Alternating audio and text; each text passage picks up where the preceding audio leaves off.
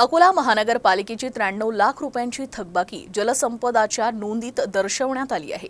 जलसंपदा विभागाकडे अकोला महानगरपालिकेची पाणीपट्टीची कुठलीही थकबाकी नाही।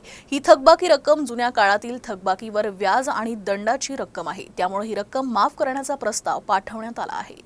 राज्यातील जलसंपदा विभागाच्या अकोला, नगर, नाशिक, छत्रपती संभाजीनगर, जळगाव, सोलापूर, धुळे, मालेगाव या 22 नगरपालिकांना शहरी भागात पिण्यासाठी आणि औद्योगिक वापरासाठी पाणी उपलब्ध करून देण्यात येतं। त्या पाणी वापराची पाणीपट्टीची 1724 कोटींची थकबाकी आहे। त्यात अकोला महानगरपालिकेकडे 93 लाखांची थकबाकी असल्याचं म्हटलं जात आहे।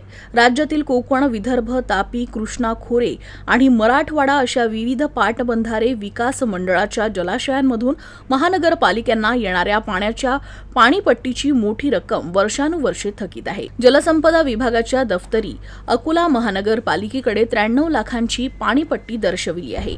अकोला महापालिका नियमित पाणीपट्टीचा भरणा करत आली आहे, मात्र ती पाणीपट्टीची थकबाकी नसून ती पूर्वीच्या जुन्या थकबाकीच्या व्याजावरील दंडाची रक्कम आहे। त्यामुळे ती माफ करावी असा प्रस्ताव जलसंपदा विभागाच्या कार्यालयाला पाठवण्यात आला आहे।